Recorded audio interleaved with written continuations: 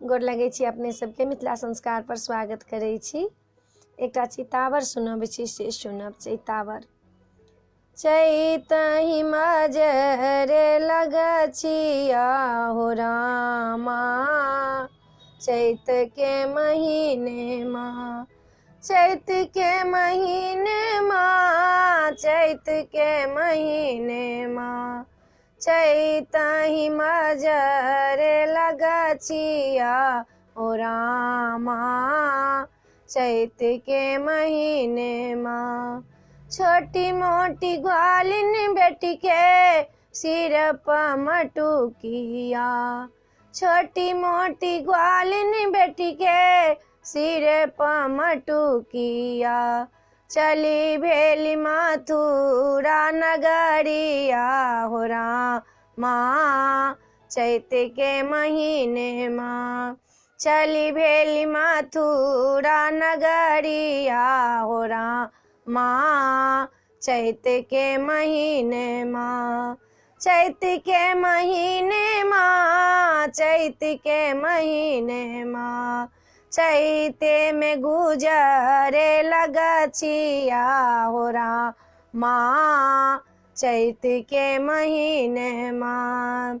कहाँ यहाँ जाइ छी ग्वालिने हमहूँ संगे जाब, कहाँ यहाँ जाइ छी ग्वालिने हमहूँ संगे जाब, संगे संगे रास हमर चबै हो रामा, चैत के महीने माँ, संगे संगे रास हमर चबै हो रामा, चैत के महीने माँ।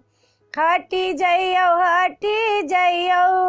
कुमार कन्हैया, हटी जइयौ कुमार कन्हैया, पड़ी जते दही के छिटिकवा हो रामा, चैत के महीने माँ, पड़ी जते दही के छिटिकवा हो रामा, चैत के महीने माँ। तोरा ले बुझाओगे ग्वालिने दही के छिटिकवा, मोरा लाए चंदना आभरक हो रामा, चैत के महीने माँ, मोरा ला चंदना आभरक हो रामा, चैत के महीने माँ। चैतहि गुजरे लगछिया हो रामा, चैत के महीने माँ। एहि वीडियो में एतबा छल।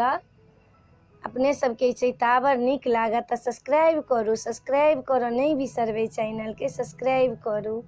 जय मिथिला, जय माता जी।